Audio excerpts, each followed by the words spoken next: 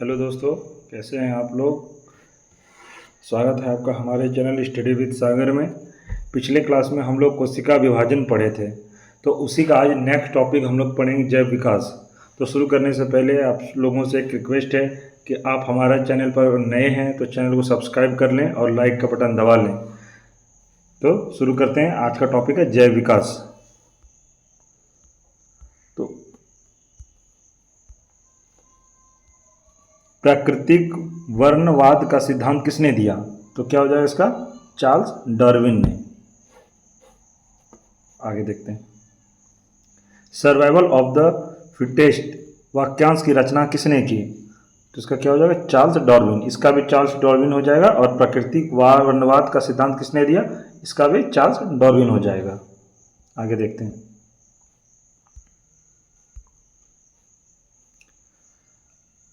अंग के क्रम या अधिक उपयोग का सिद्धांत किसने दिया? तो लेमार्क ने दिया। किसने दिया? लेमार्क ने दिया। इसका क्वेश्चन एग्जाम में ऐसे भी पूछा जा सकता है कि अंग के कर्म या अधिक उपयोग सिद्धांत किसने दिया। तो ऑप्शन में रहेगा, वहां पे आपको लेमार्क चूज करना है। नेक्स्ट देखते हैं।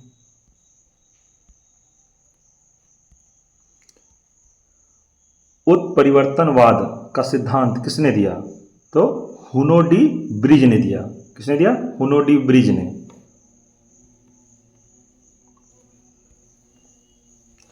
मनुष्य में लगभग कितने अवशोषी अंग पाए जाते हैं? तो कितने अंग पाए जाते हैं? 100 100 पाए जाते हैं। दोस्तों, ये सारे इंपॉर्टेंट क्वेश्चन जो एग्जाम के लिए बहुत महत्वपूर्ण है, तो आप लोग जो आप लोगों को इम्पोर्टेंट लगे आप लोग कॉपी में लिख लीजिए। और अगर आपको इसका पीडीएफ चाहिए तो हमारे वीडियो के डिस्क्रिप्शन में टेलीग्राम का लिंक दिया हुआ है, आप लोग ज्वाइन होकर वहां से इसका पीडीएफ डाउनलोड कर सकते हैं। नेक्स्ट देखते हैं। सर्वप्रथम संश्लेषी जीव कौन थे? सर्वप्रथम संश्लेषी जीव कौन थे? तो साइनोबैक्टीरिया। इसका आंसर हो जाएगा साइनोबैक्टीरिया। आगे देखते हैं। पक्षियों एवं स्तनी वर्ग के जंतुओं का विकास किससे हुआ? पक्षियों स्तनी वर्ग के जंतुओं का विकास किससे हुआ? तो सरीसृपों से। इसका क्या हो जाएगा? सरीसृपों से। पक्षियों एवं स्तनी वर्ग के जंतुओं का विकास किससे हुआ? सरीसृपों से। नेक्स्ट, लेमार्क का सिद्धांत 1809 में उनकी किस पुस्तक में प्रकाशित हुआ? तो लेमार्क का जो सिद्धांत था तो 1809 में उनकी किस पुस्तक में प्रकाशित हुआ? तो किस पुस्तक का क्या नाम है? Philosophy zoologic. पुस्तक का क्या नाम है? Philosophy zoology. नेक्स्ट देखते हैं। पुरावशेष का महानतम अन्वेषक किसे कहा जाता है? तो इसका आंसर हो जाएगा चार्ल्स डार्विन को। आगे देखते हैं। डार्विन ने 1831 में किस जहाज पर विश्व का भ्रमण किया? जो डार्विन था, चार्ल्स डार्विन, उन्होंने 1831 में किस जहाज पर पूरे विश्व का भ्रमण किया? उस जहाज का क्या नाम था? बीगल नामक सर्वेक्षण जहाज पर। कौन सा जहाज था? बीगल नामक सर्वेक्षण जहाज पर। नेक्स्ट देखते हैं। द ओरिजिन ऑफ स्पीसीज पुस्तक के लेखक कौन है? तो इसका क्या हो जाएगा? Charles Darwin. दोस्तों, ये यहाँ तक कंप्लीट हुआ। अब इसके बाद जो हम लोग पढ़ेंगे पादप जगत का वर्गीकरण, जो कि एग्जाम्स कौन दृष्टिकोण से ये भी बहुत महत्वपूर्ण टॉपिक है। यहाँ से 1 से 2 क्वेश्चन हर एग्जाम में रहता है।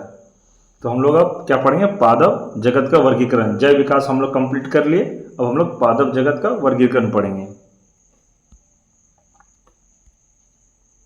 पादप जगत का वर्गीकरण, पहला क्वेश्चन है, पादप जगत के कितने वर्ग हैं? तो कितने वर्ग हैं? पादप जगत के 2 वर्ग हैं। तो कौन कौन?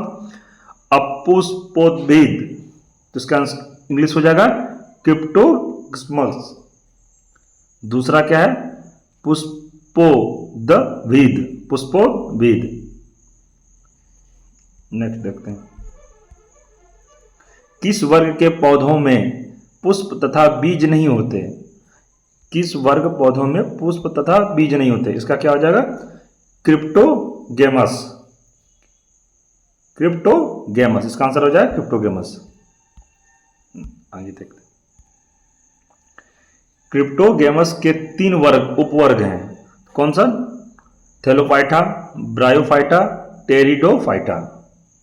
एग्जाम में क्वेश्चन पूछता है कि क्रिप्टोगेमस का 3 उपवर्ग है या क्रिप्टोगेमस का कितने उपवर्ग हैं? तो आप लोग को ऑप्शन में दिया रहेगा 1, 2, 5, तो आप लोग को मारना है 3। ऑप्शन में रहेगा 3, तो 3 मारना है। और उसका नाम पूछ दे तो हो जाएगा थैलोफाइटा, ब्रायोफाइटा, टेरिडोफाइटा। ठीक है दोस्तों, अब आगे देखते हैं। वनस्पति जगत का सबसे बड़ा समूह होता है। वनस्पति जगत का सबसे बड़ा समूह होता है थैलोफाइटा।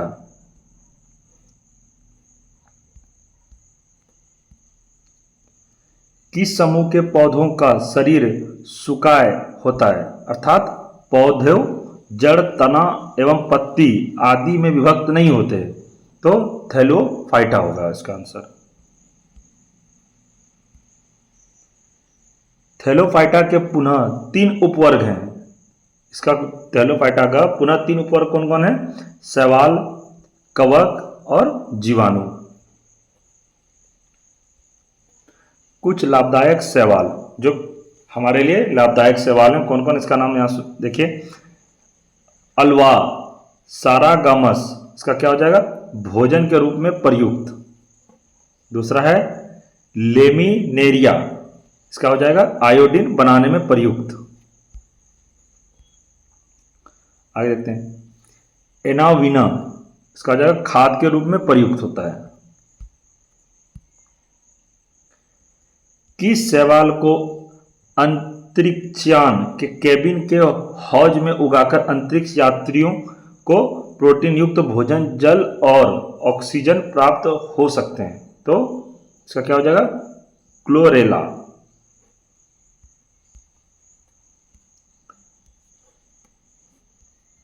समुद्री शैवाल में कौन सा अम्ल पाया जाता है? तो समुद्री शैवाल में कौन सा अम्ल पाया जाता है? एल्जेनिक अम्ल। इसका क्या हो जाएगा? एल्जेनिक अम्ल।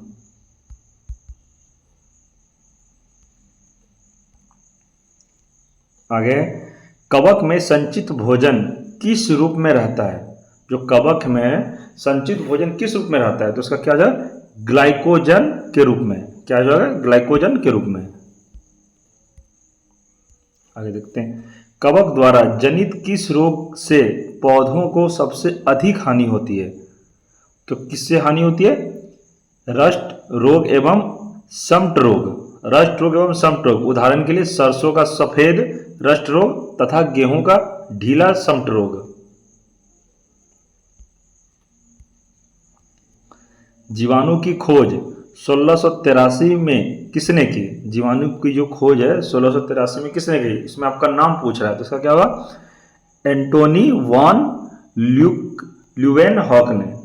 ल्यूवेनहॉक ने। क्या हो जाएगा इसका आंसर? आपको एग्जाम में पूछा जाएगा कि जीवाणु की खोज 1683 में किसने की? तो एंटोनी वॉन ल्यूवेनहॉक ने की। 1829 में जीवाणु का नामकरण किसने किया? 1829 में जीवाणु का नामकरण किसने किया? हेर्नबर्ग ने। किसने किया? हेर्नबर्ग ने। आगे, जीवाणु का पिता किसे कहा जाता है? दोस्तों ये क्वेश्चन पूछा गया एग्जाम में कि जीवाणु का पिता किसे कहा गया, तो इसका क्या होगा? ल्यूवेनहॉक। किसको किसे कहा गया? ल्यूवेनहॉक को कहा गया है जीवाणु का पिता। किसने कोलेरा तथा तपेदिक के जीवाणु की खोज की तथा रोगों का जन्म सिद्धांत बताया? किसने बताया था? रॉबर्ट कोच ने। किसने बताया था? रॉबर्ट कोच ने। किस समूह को वनस्पति जगत का एमीफीबिया वर्ग कहा जाता है? किसे कहा जाता है? वनस्पति जगत को एमीफीबिया किसे कहा जाता है? तो ब्रायोफाइटा को कहा जाता है। मांस किस वर्ग का पादप है? जो मांस है वो किस वर्ग का पादप है? तो इसका भी हो जाएगा ब्रायोफाइटा। दोस्तों आप लोग इसका वीडियो को एक दो बार रिपीट मोड में देख लीजिएगा, आपको यहाँ से एक भी क्वेश्चन नहीं छूटेगा। ये मोस्ट इम्पॉर्टेंट क्वेश्चन मैं करा रहा हूँ, जो कि हर एग्ज़ाम में यहाँ से क्वेश्चन बनता ही बनता है। और आपको इसका अगर पीडीएफ चाहिए तो हमारे टेलीग्राम पे ज्वाइन होकर आप वहाँ से वीडियो डाउनलोड कर सकते हैं। आगे देखते हैं। स्पेगनम मॉस का प्रयोग किस रूप में होता है? तो ईंधन तथा एंटीसेप्टिक के रूप में। किसी के रूप में होता है? ईंधन के एंटीसेप्टिक के रूप में होता है। कौन सा एक जीव चावल की फसल के लिए जैव उर्वरक का कार्य कर सकता है? कौन कर सकता है? नीला हरित शैवाल, ब्लू ग्रीन एल्गिया। कपास के कीट रोधी पौधे आनुवांशिक इंजीनियरिंग द्वारा एक जीन को निविष्ट कर निर्मित किए गए हैं। यह किससे लिया गया है? तो किससे लिया गया है? जीवाणु से। सहजीविता का सर्वोत्तम उदाहरण है, तो इसका क्या उदाहरण है? कवक एवं शैवाल से निर्मित लाइकेन। इसका क्या हो जाए? सहजीविता का सर्वोत्तम उदाहरण है कवक एवं शैवाल से निर्मित लाइकेन।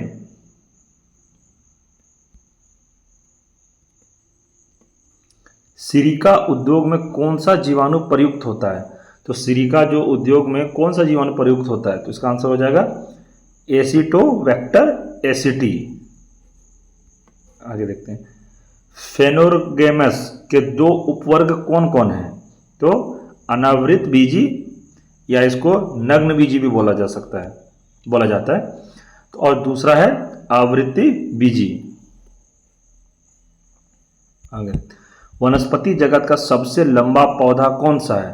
तो सीकोया।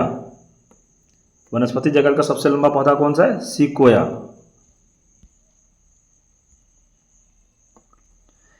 किसे coast redwood of California भी कहते हैं? किसे कहते हैं? तो सिकोया को भी कैलिफोर्निया कहते हैं, रेड बुक ऑफ कैलिफोर्निया कहते हैं। आगे, सबसे छोटा अनावृत बीजी पौधा है, कौन सा हो जाएगा? जेमिया पिग्मिया। किसके तनों में मंड निकालकर खाने वाला साबूदाना बनाया जाता है? तो इसका क्या होगा? साइकस।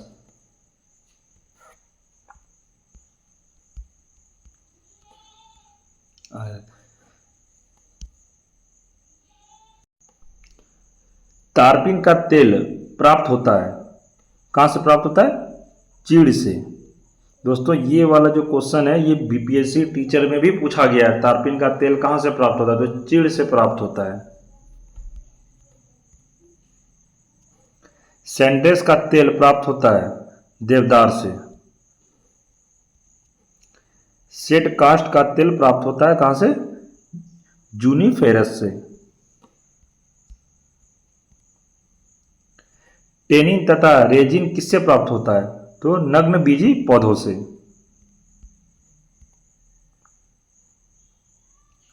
टेनिन का प्रयोग होता है, कहाँ होता है प्रयोग इसका? टेनिन का चमड़ा एवं स्याही बनाने में।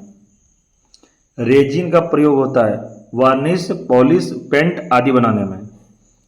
आगे देखते हैं। किस समूह के पौधों में बीज फल के अंदर होते हैं?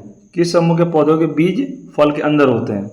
इसका क्या हो जाएगा? आवृत बीजी समूह।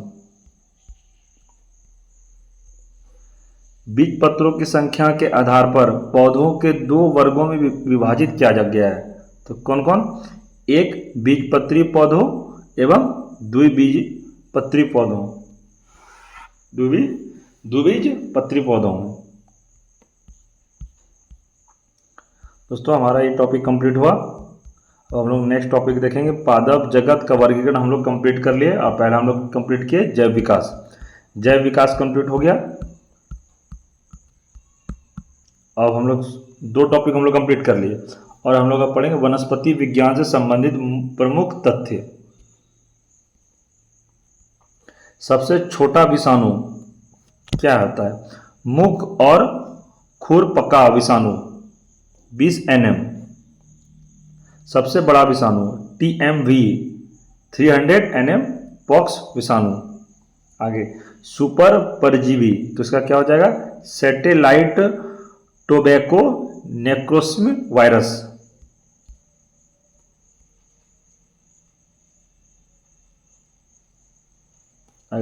सबसे छोटा जीवाणु, इसका क्या हो जाएगा? सबसे छोटा जीवाणु क्या हो जाएगा? डायलिस्टर। क्या हो जाएगा? डायलिस्टर। सबसे छोटा जीवाणु, एग्जाम में क्वेश्चन पूछे सबसे छोटा जीवाणु कौन सा है, तो डायलिस्टर। सबसे बड़ा जीवाणु, तो इसका क्या हो जाएगा? बेगिया टोआ मिराबिलस। नाम थोड़ा दोस्तों इसका थोड़ा दूसरा टाइप का नाम है, थोड़ा इसको आराम से पढ़िएगा तो हो जाएगा, तब बोलने में प्रॉब्लम होता है इस जगह नाम। आगे देखते हैं। सबसे बड़ी शैवाल क्या हो जाएगा? मैक्रोसीटस, मैक्रोसिटस, भूरी शैवाल। सर्वाधिक विषालु कवक कौन सा हो जाएगा? अमेनिटा फेलोइटस। सबसे छोटी कवक ईस्ट सैक्रोसाइज।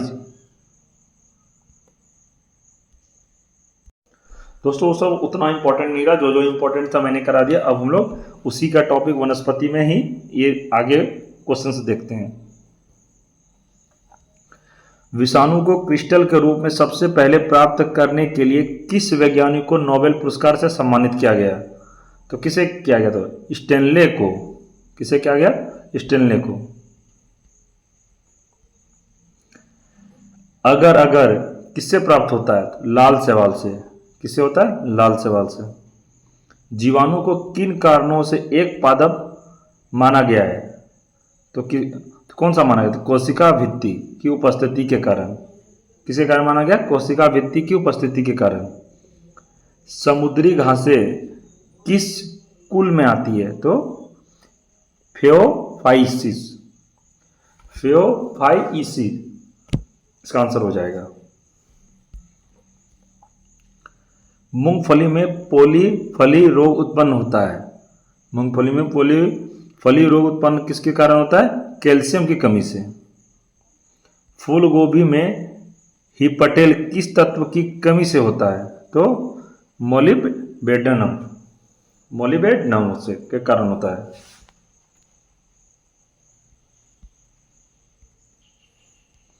सोयाबीन में मेढक की आंख जैसा पत्ता पर धब्बा जैसा रोग किसके द्वारा उत्पन्न होता है? तो फफूंद के कारण उत्पन्न होता है। इसका आंसर हो जाएगा फफूंद। कवक को रंजित किया जाता है। कवक को रंजित किया जाता है, इसका आंसर हो जाएगा कॉटन ब्लू द्वारा।